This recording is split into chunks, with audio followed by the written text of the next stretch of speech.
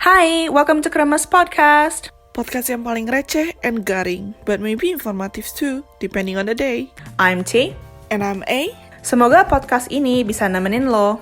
And hope you enjoy the episode. Halo semuanya. Welcome back to another episode of Kremés podcast. You are joined by myself, T, and my co-host A.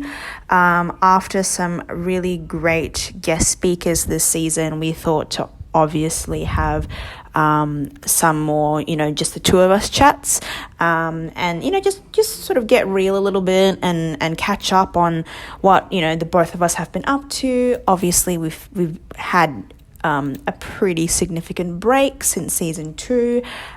We've mentioned before a lot of things have changed in terms of our personal lives and in our work, and that's pretty much what I'd like to touch on for this week's episode, specifically with A's career and A's changing job. So just quick background, and I'm sure she will or you will say more about this and be more of an expert than I am, but A is currently working for a really global, very big deal resources company, and as an engineer, obviously, because she's super smart. Hashtag women in engineering, hashtag Asian women in engineering, woohoo. But she's in a grad role, and one of the interesting and really exciting things about being a grad, especially in like a resources mining company in Australia, is you get the opportunity to do things like rotations. So I guess you spend a bit of time, like a few months to up to a year in one department before you move on to another department, and you can really have a feel of what you like and what you don't like. But A actually just finished her rotation of FIFO, which stands for fly in, fly out, and it's pretty much that, the experience of flying to literally the middle of nowhere, usually up in the Pilbara of Western Australia, or it could also be closer to the east, where or pretty much anywhere, to be honest, where you go on a mine site, spend, depending on your shift, so there's different types of shifts, and I'm sure A will explain more about that later, but depending on your shift, you stay on the mine site for that period of time, and then you fly back home, literally have something called like an R&R. A will detail that more as well. Take a break and then fly back, and it just literally is like that schedule, back and forth. So welcome to FIFO.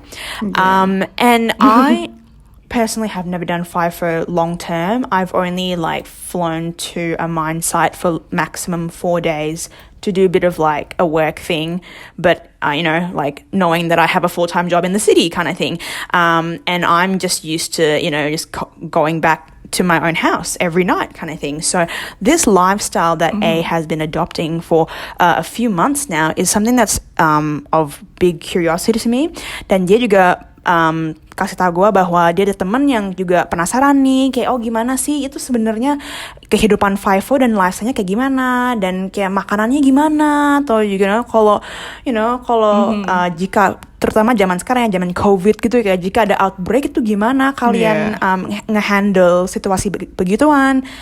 So yeah, today is literally just a bit of an interesting, I guess, insight into one person's perspective. Obviously, different FIFO companies and experiences are different, but let's just start. Just tell me about it. Firstly, how are you? How do you feel now that it's all over? But also maybe do it in reverse and take us back to maybe the first day, or when you were first told that you will be going on a FIFO journey. Thanks, T. That was such a good intro. Just have to say that. I just saw the timer, and I just realized I spoke for almost 4 minutes just introducing you. So lame.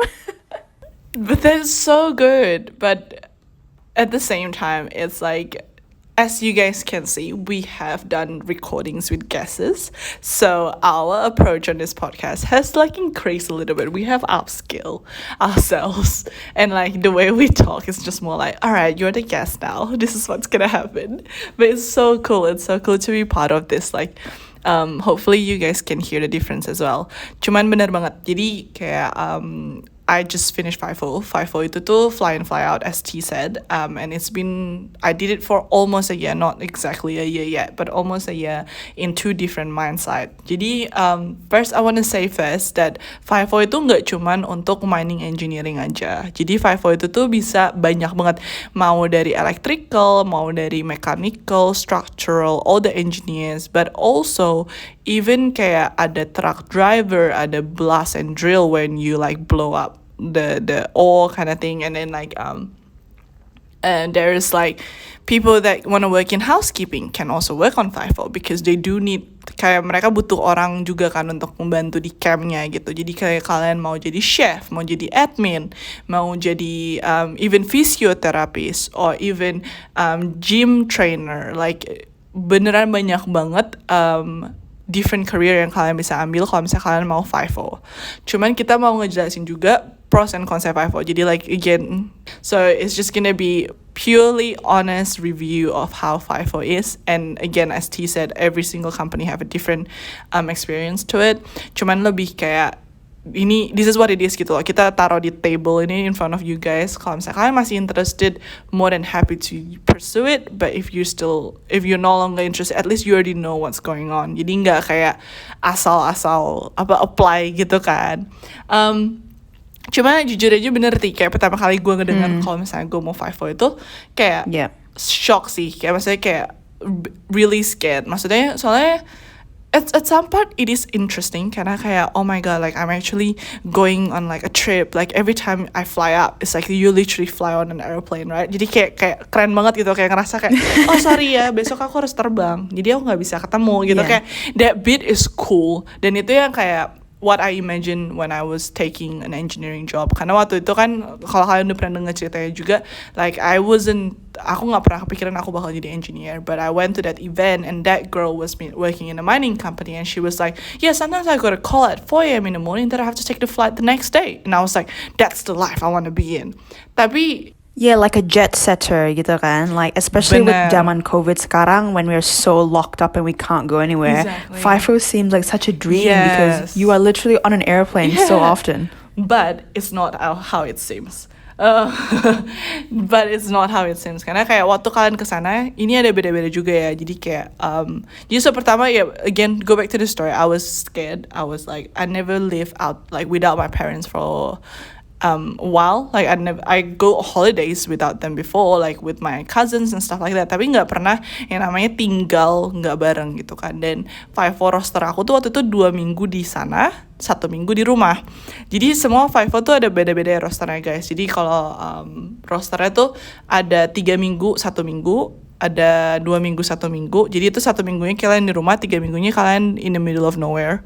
Atau 8-6, which is 8 hari kalian di sana, 6 hari kalian di rumah. Atau 5-2-4-3, di mana kalian Monday to Friday kalian di sana, tapi weekend kalian bisa di Perth gitu.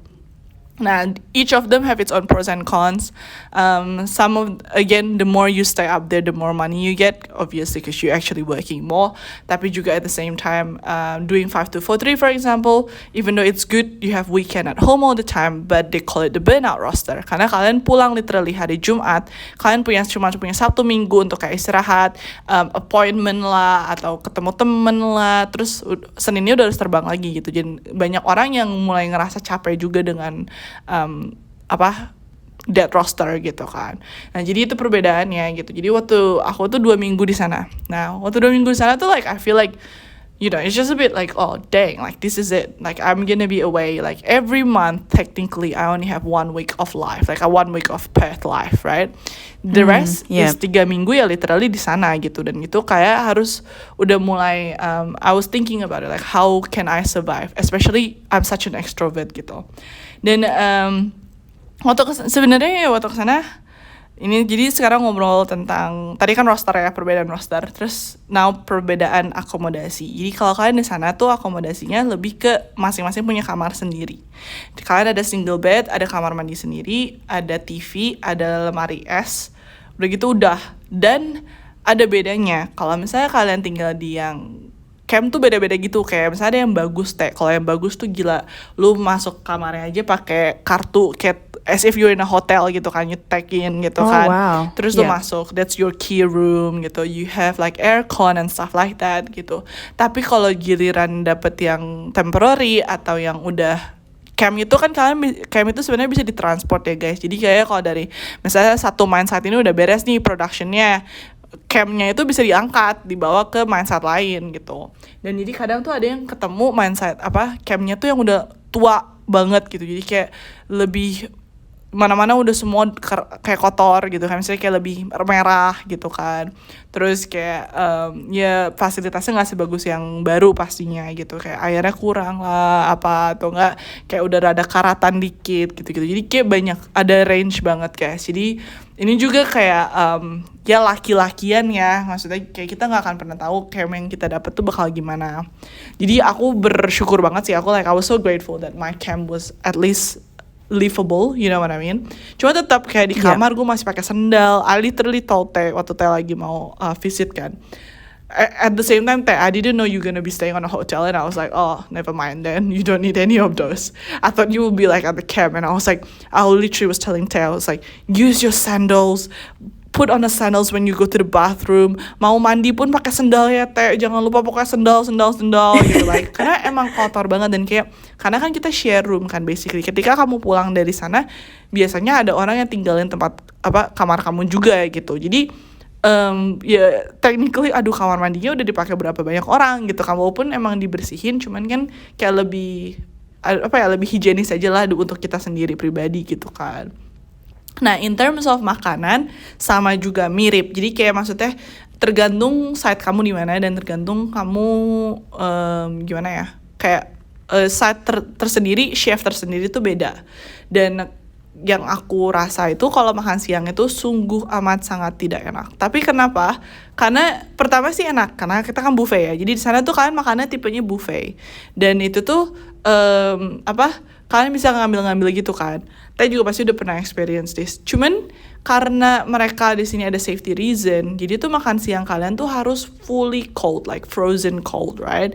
Atau yang bisa tahan temperature normal gitu. Jadi walaupun keren sih makanannya, misalnya beef bolognese gitu, kayak spaghetti bolognese buat your lunch gitu. Tapi karena harus frozen, jadi kelihatannya tuh kayak a big lump of unknown meat gitu loh. Kayak kelihatannya bener-bener kayak apaan nih. Like visualnya tuh nggak bagus, tapi ketika dipanasin sih kadang emang bagus gitu, dan kadang emang rasanya juga oke lah, lumayan lah. Cuma you have to get over that gitu, karena kan kadang kalau misalnya mereka bikin apalagi Teh, kalau misalnya mereka lagi bikin beef rendang ya, kan oilnya semua frozen kan, jadi you literally just see this block of oil, kayak kalian pasti pernah lah kalau misalnya kalian naruh rendang di lemari es gitu kan, kayak cuman kuning block of oil gitu loh. Kayak this is just too much oil, like when you scoop it to your plate, you just kind of like to your box, you just kind of like a bit iffy about it. Walaupun emang kalau misalnya kalian panasin abis itu ya lebih bagus sih gitu. Cuman dinernya gue appreciate sih, dinernya enak sih, karena dinernya mungkin mostly bakal lebih western ya. Jadi every time you will have roast meal there, tapi kadang mereka taruh kayak Italian night atau Asian night atau like Indian night kind of situation, dimana kalian bisa dapetin kayak nasi segala macam. Tapi kalau roast beef and steak and chicken is always there. I guess that's like the gist of it. But I do have to say the best thing about it is everything is free.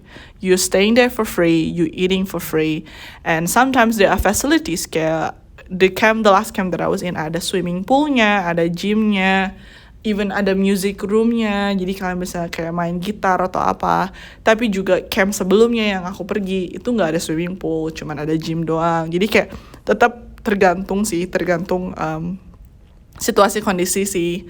Cuman ya long hours aja sih, karena pasti kalian working at least 10 jam sampai 12 jam, itu udah pasti.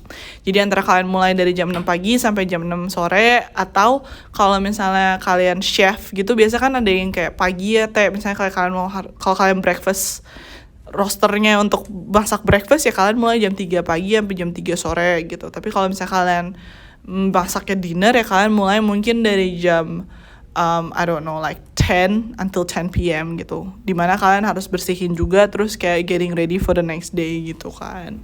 Yeah, so like what I'm getting at so far is depending on depending on what your role is on site, but also I guess regardless of what your role is on site, kan, whether you'd be like a specific mindset engineer or more of like a designer or a technician or even like, part of like the hospitality staff, it seems as if, it's sort of, you got to take care of yourself, right? Like, there's I guess a sense of maturity that you have to have from the get-go, karena kan ya juga kan ini kan environmentnya kan beneran for the first timer kan very new.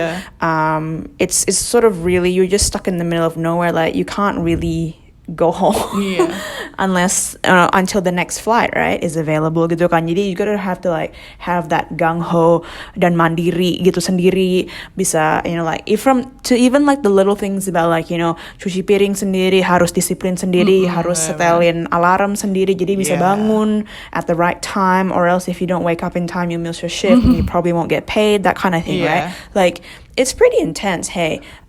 Which sort of just leads me to my question about mental health. I know that this is more of a real talk than it is a curhat episode, but I'm really keen because obviously FIFO, it is different per company and it is different per site. It's so relative and it's different for everyone as well, because some people have different priorities, right? Like some people is like, wah, like gue dapat duitnya banyak banget nih, like I'm willing to go through the struggle a little bit because I'm gonna get paid so much and I can live a great life when I'm on R&R. But for some people it's like, it is pretty grueling and I don't know if it is worth me slaving away for example 8 days when I only get 6 days, and like it's a complete shift in lifestyle, like sampai dari 8 hari busy bam every day, wake up early doing something, to like 6 days being at home for a rest when like it's sometimes not something that you've adjusted to.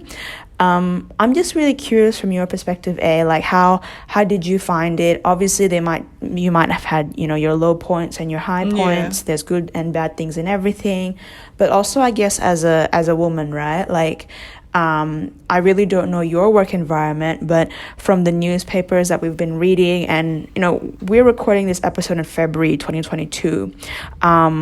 In recent news, like headline national news, we have been receiving a lot of articles about like sexual harassment problems on mine sites, discrimination or maltreatment towards the female workers on site.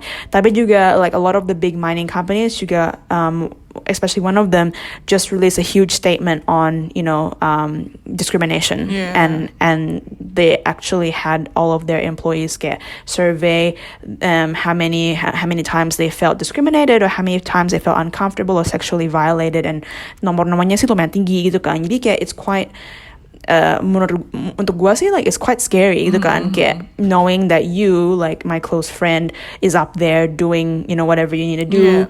I know that you are very disciplined, and I know that you jaga diri juga kan, tapi juga sometimes it's not enough. Sometimes it's the other people, right, that make your experience a bad one gitu. So I was just really curious to get your perspective and how you overcame those challenges, if there were any.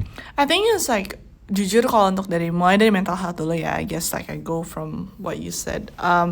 Mental health tuh jujur kena sih. Maksudnya kenapa gini, kayak kalian tuh literally kan gak bisa kemana-mana. Kalian diem di satu tempat itu doang. Kalian kerja, pergi ke kantor, terus pulang, udah gitu.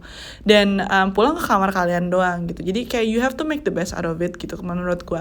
Karena maksudnya literally karena yang kalian nggak bisa ngapa-ngapain lagi gitu. Nggak ada yang namanya tadi kerja ada berantem atau ada cekcok lah sama orang gitu.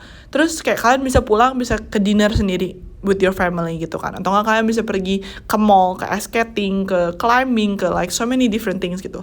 Di sini nggak bisa posisinya. Kenapa? Karena kalian literally live there gitu kan. Jadi kayak kalian di sana selama 2 minggu gitu. Jadi kalau kalian punya masalah sama orang, mungkin kalian harus ketemu orang itu lagi waktu lu lagi makan dinner gitu loh. Like you literally see the same exact people from work at your dinner place gitu. Cuman I guess what I realized and what I learned is you have to take care of yourself. Dimana maksudnya misalnya kalian di sana selama 2 minggu kan. So for me personally, I'm an extrovert. Like I love talking to people. So I find a community, like a couple of friends here and there that I can go dinner with, I can go gym with, I can go like swimming with, and it slowly makes it a lot bearable. Dan juga mungkin having those friends waktu lagi kerja pun make it bearable gitu. Kayak kalian balik ke kantor bisa joke lah segala macam. Jadi the days goes by a little bit faster gitu. Dan apart from that, ya kayak mulai bawa things sendiri gitu. Jujur kalau gue waktu itu untungnya pernah dapat permanent room kan, where you can leave your stuff there. I bring like bath mat, jadi kayak like to put like a little carpet gitu kan. Terus kayak I brought my own pillowcase and I brought my own like selimut kecil gitu. Jadi kayak it feels a little bit like home.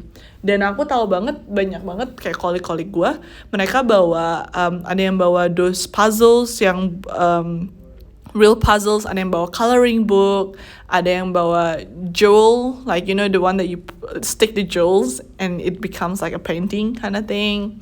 Ada yang bawa their own gaming laptop, jadi mereka bisa gaming waktu lagi downtime-nya mereka sendiri.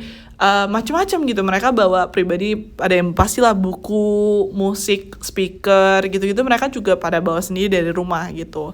Nanti waktu balik ya mereka bawa lagi pulang gitu. Itu dari sisi mental health-nya ya.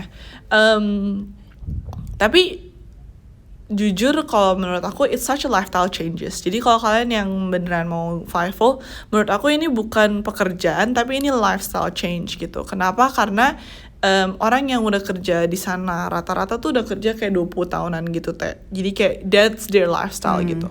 Tapi emang bener karena mereka kerja seperti itu, mereka punya rumah juga keren-keren gitu. Punya rumah 2 lantai lah, punya rumah deket pantai lah, punya mobil bagus, anak-anaknya masuk ke private school karena mereka ada duitnya untuk ngelakuin hal itu gitu kan. Tapi they're already so normal with that gitu. Jadi ketika mereka dapat extra time, mereka juga bingung mau ngapain gitu. Banyak yang udah retire terus balik kerja lagi karena mereka nggak pernah yang namanya free time gitu loh. Jadi mereka kayak ngapain ini luntang-lantung gitu loh. Mendingan aku kerja lagi gitu. Banyak yang kayak gitu, banyak juga yang kayak kadang kalau pulang kelamaan tuh kayak bingung gitu kayak sama istrinya, atau itu tuh kayak bingung in a sense kayak istrinya has been running their house in a certain way for so long, terus tiba-tiba ada orang baru yang datang tuh kayak taruh barang sembarangan lah, atau kayak harusnya pergi makan malam keluarnya hari ini terus dia mau pergi makan malam keluarnya hari lain. It's such a small thing, tapi ngefek gitu loh. Karena maksudnya kan istrinya kayak like I've been looking after these kids for so long by myself. Mereka punya rutin tersendiri. Ketika kamu pulang harusnya rutinnya tetap sama gitu. Dan kadang ada juga yang emang suaminya try to they took FIFO as a retreat gitu, kayak okay, this is where I don't have to think about any problem, just work gitu loh. Jadi banyak posisi sih gitu. Ada yang kayak istrinya don't mind as long as ya lifestyle di rumahnya ada gitu. Dan tapi worst case-nya ketika kita udah terbiasa dengan lifestyle ini ya hati-hati aja gitu. Jadi kan maksudnya kayak kita sekarang dapat duitnya banyak segala macam, terus beli rumahnya yang mahal gitu. Sayangnya karena mining and any pekerjaan itu kan sebenarnya kan risk up and down kan ya. Kita nggak pernah tahu kapan kerjaan booming, kapan kerjaan gak booming gitu. Dan kadang terjadi gitu ketika mining lagi nggak booming, mereka lagi nggak butuh orang, atau projectnya udah pada beres, gak ada new project buat construction, mereka harus pulang ke Perth without any money gitu kan. Dan itu kadang take a toll on them, karena maksudnya mereka harus bisa tetap bayarin anak sekolah, tetap harus bisa bayarin mortgage rumah segala macam, tapi dengan gak ada mining money-nya mereka juga kalang kabut gitu. Jadi kayak you have to learn to balance it out gitu, punya saving, gak semua money di foya-foyain aja gitu. Cuman emang sih kalau menurut aku dari sisi mental health banyak yang juga open up sih jujur mereka open up, apalagi kan aku kan kemarin juga grad kan, jadi mereka look at me as their like, you know, they look at me as their daughter or they look at me as their younger sister, and they just like, hey, like if you have those nights where you just wanna cry and stuff like that, let me know, karena it's more normal than you think gitu, which is quite a surprise for me gitu. Maksudnya kayak all these grown men, you know, like all macho and stuff like that, they're just like being honest, like, hey, if you need to cry, let me know, like these things happen gitu. Dan kalau nggak ada COVID sih enak sih ya kayaknya, karena kayak 1 minggu libur bisa ke Bali, 1 minggu libur bisa ke Melbourne gitu kan. Tapi ya karena sekarang ada COVID rada susah sih. Dan emang dulu mereka banyak yang kayak gitu juga teh, waktu mereka masih masa muda nggak ada family, mereka kayak gitu, jadi kayak kerja 3 minggu, 1 minggunya liburan ke Bali, 1 minggunya liburan ke Thailand, 1 minggunya liburan ke Vietnam, gitu-gitu. Karena mereka juga punya duitnya kan. And yeah, I guess to talk about your like sexual harassment and like discrimination and stuff like that, I can't say that I don't feel it. Tetap kerasa, karena emang di sana kan lebih gimana ya, lebih rough lah gitu. Bukan kayak kalau office kan kita banyak kayak PG kontennya gitu loh, kayak apapun kita ngomong nggak bisa sembarangan swearing gitu kan, kita harus lebih hati-hati gimana cara kita carry ourselves, gimana cara pembawaan kita gitu kan. Tapi kalau di sana ya you literally just hear people swearing every 2 seconds just because gitu loh, kayak itu udah normalnya aja gitu, dan itu nggak dipandang weird lagi gitu. Tapi kadang masih ada, there are still a lot of gentlemen kalau misalnya gue ada di ruangan, mereka kayak, oh sorry, I forgot there's a lady in here gitu loh, kayak mereka nice about it gitu. Banyak juga yang enggak gitu, dan kayak at the moment I feel like there's a lot of time where kalau ini gue punya private story lah ya gitu. Ada juga banyak time dimana gue harus dimana gue punya credibility got us, karena maksudnya mereka kayak nanya gitu, mereka kayak, oh emang kamu engineer gitu loh, kayak misalnya mereka kayak, oh really, yeah, like you're just a KPI gitu loh, lebih ke mereka think that I'm just like, you know, lu kan gampang lah, lu kan Asia, lu kan engineer, pasti dapat kerjaan lah gitu. Which is like, that's not true gitu kan, karena kita kan semua hard work gitu kan. Dan juga kadang banyak ada juga yang komen-komen tersendiri yang misalnya kayak, kayak there's just one guy that I was sitting on his desk gitu kan, terus kayak aku yang kayak, oh sorry gitu kan, terus dia yang kayak, oh no it's okay, later when I go back I'll just sit on your lap. Kayak, kayak kaget gitu, gue pribadi aja kayak wow, like oh okay, like I just kind of step away gitu. Tapi ya mau gimana lagi, karena mereka kan emang kayak rough aja gitu, maksudnya mereka in the middle of nowhere, it's just how they work gitu, I guess. So yeah, it's a little bit concerning in that sense gitu. I just wanted to unpack that just very briefly, in the sense like, because you mentioned, you know, that saking mereka kebiasaan decide, kalau sometimes for some people kalau balik arena ke rumah gitu, they don't know what to do, right? Because they're just so not used to that domestic kind of like no FIFO, no early wake up, early sleep, and drill kind of life, that they don't know what to do. And also maybe because they're trying to really steel themselves, or like, you know, mau jaga, you know, atau selalu harus ada kayak, you know, beraniin diri sendiri to face the challenges ahead on site, that they end up, you know, that rough behavior is sort of just like a subconscious development that they kind of grow that extra skin, you know, like to make them, obviously they sometimes, you know, they do have to toughen up, right, for the FIFO environment, but you know, that makes them a bit more rough. And maybe also, I mean, the reality is majority of them are male, right? So they all kind of like, you know, bersama laki-laki cowok-cowok gitu, geng-geng itu kan bersama, dan kayak untuk, you know, to behave with women, especially, you know, like the younger women gitu kan, yang kayak beneran masih fresh and like haven't really been fully, you know, adapted into this environment juga, it can be quite shocking originally, I guess. Nggak sih, I agree banget, karena emang ya di atasnya ya you really have to be tough gitu loh, kayak like cause you gonna be there for 2 weeks 3 weeks gitu loh, like it's not eceh-eceh gitu, maksudnya kayak ya you just have to push through gitu. Dan emang yang itu juga bikin gue lebih kayak ya udahlah, kalau misalnya ada orang komen-komen kayak gitu I have to be tough juga gitu kan, kayak I have to realize that my identity or my apa my strength, like I know who I am gitu loh. I know I'm an engineer, I know that I did my uni, like I'm not just a KPI gitu, like I have to tell myself that gitu. Tapi ya beneran lagi guys, ini nggak cuman jangan pikir ini semua orang kayak gitu ya, ini kayak salah satu. Okay, my encounter is like 5 people out of like the 1,000 people that working on demand side. Like 5 orang yang gue ketemu was giving me these comments gitu. Dan itu ya jangan dipikir kalau main satu kayak gini. Banyak banget yang baik banget, like literally, because you're stuck there by yourself, you make the people up there as your second family gitu loh. Kayak literally, yeah, like you just make them as your second family gitu loh. Like you take care of each other. Kalau ada yang sakit, kalian bawain sup ke kamarnya, bawain laptopnya ke kamarnya. Kalau ada yang mobilnya mogok, kalian datang, jump start the car together gitu. Kayak literally it's your family away from home gitu kan. Dan I'm so blessed. Like teman-teman yang community yang gue punya dan teman-teman yang gue punya, like literally there's this lady who like bring pork ribs to site for me.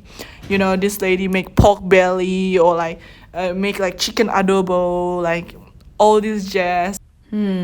Creative, like you get creative. You karena nggak ada pizza, jadi kalian pakai wrap, terus kayak kasih cheese on top, terus di melted, makes it feels like you're eating a pizza.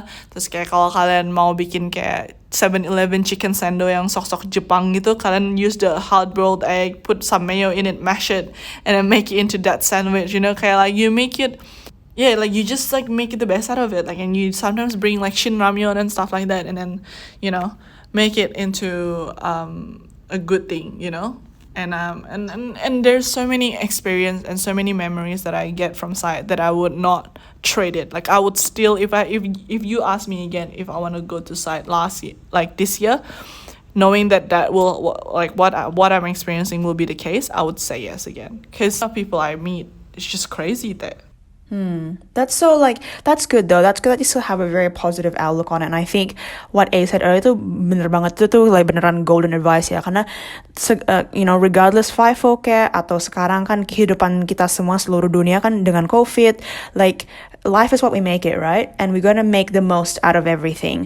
Dan walaupun, you know, jika kalian end up in a FIFO role, you thought initially it was something you'd be interested in, but then you started not liking it, ya bersyukurlah, you know, masih ada kerjaan gitu, and you're honestly earning such good money as well, you know, like it's pretty good. And yes, it might not be the best circumstance, you ended up not enjoying it, but at least you gave yourself a fair go, right, in experiencing it, and you've learned so much along the way. And who knows, right, like it makes you become a better person as well, because you learn to grow and understand what your limitations are. You learn to overcome a lot of challenges. And yeah, look, it's definitely not a role for everybody, tapi juga yang pentingnya, you know, harus just find the light at the end of the tunnel, and find the happy little moments that carry you through every day, right? Like kayak untuk A, you know, all her colleagues yang, you know, kayak beneran kayak mami gitu ya, kayak kasih makanan kayak, or finding, you know, like maybe like a food hack like A has in, you know, in sort of customizing the food so that it makes it feel more like home. Jadi nggak usah bosen-bosen sampai setengah mati eating the same thing over and over again. But yeah, honestly, like, this is just one side, this is just one person's story of this whole experience. We would love to hear how other people are experiencing, how other people's experienced it, if you are currently in a FIFO role. Tapi juga kalau kalian masih ada pertanyaan lagi, kayak silakan kirimin ke kita juga, karena we're more than happy to clarify anything further. Look, it's definitely one of those things when, like, especially kalau you tinggal di Western Australia and you're more in like the technical, you know, especially engineering space, FIFO is probably a word that you've heard like thousands of times. And I think like it's worth just experiencing it, you know, like, you know, even if you don't like it, like it is a bit of like one of those sort of, you know, quintessential like Australian experiences. I don't know, like is it? I don't know, but karena kan mungkin like from a culture context juga ya, kayak kita berdua kan dari Indo ya, and then very very grateful that, you know, maybe because also we're both female gitu ya, jadi kayak, you know, orang tua kita kan beneran take care of us so much, and sometimes kan kayak, you know, di babyin dikit ya, jadi everything is like, you know, maybe they work so hard to give us a life of comfort and a life of maybe like, you know, like small luxuries lah ya gitu kan, kayak dibopong-bopong gitu. Jadi mungkin pertama kali at first impression kehidupan FIFO itu beneran kayak is gonna be probably really shocking for our parents. I don't know how your parents took it, but even for me, gue kan cuman kesana 4 hari loh. Itu gue bukan full time FIFO kontraktor, gue cuman kayak external consultant from another company, just happening to go on site gitu kan. Itu ortu gue udah kayak panicking loh, kayak like you might have to carry pepper spray just in case gitu. So it's definitely a huge shock because it's a bit of a lifestyle transition. Yeah, maybe from a lot of our parents like, kok, you know, gue setengah mati, you know, taking care of my children sampai migrate ke Aussie for a more comfortable life, and yet anak gue, you know, just decides to kind of go into this lifestyle kind of thing. But that's definitely only sort of from my point of view. Like other people obviously have it differently. It could also be the best thing ever, like because I have friends who absolutely love it and they would never trade it for any other role. It's the perfect role for them as well. Yeah, and same with me. Like there are my friends sometimes like they actually enjoy it. Terus aku yang kayak like I think that's why I like projects. Karena gue nanti mungkin kayak tahun ini atau tahun depan masih harus kesana untuk kayak 3 hari atau 5 hari atau mungkin in the future harus FIFO lagi gitu. Tapi ada breaknya gitu. Jadi kayak gue bisa pulang dulu, ngerasain life in the city dulu, baru nanti terbang lagi gitu. Tapi nice, yeah. Yeah, well, I guess, guys, this is like literally like FIFO introduction aja, kayak FIFO 101, kayak, you know, just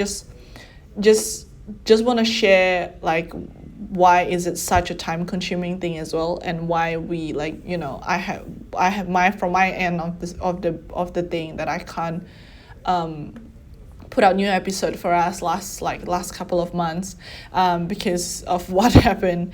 Tapi I guess like to summarize, like kalau kalian interested in FIFO and stuff like that, maybe just look into the details of like what your job will be doing, like what this actually is. Is it gonna be like labor intensive, or is it still gonna be okay?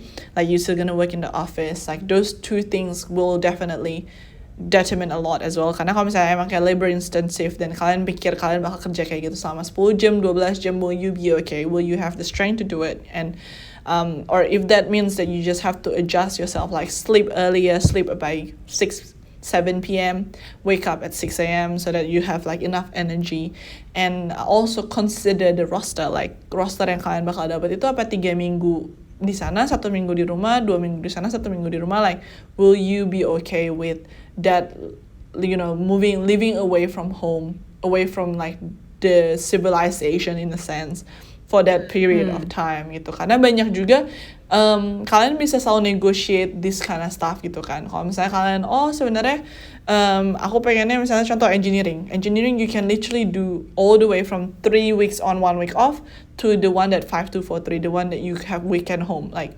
banyak banget range-nya, dan kalian bisa pilih gitu loh, kayak aku pengennya pekerjaannya yang lebih di office, tapi aku cuma bisa mungkin max 2 minggu, berarti kamu kerja di project gitu. Kalau misalnya kalian, aku pengennya kerja di office tapi aku pengennya 8-6, berarti you probably will end up in operation role gitu, dimana kalian punya back to back, like all those stuff to take into consideration gitu.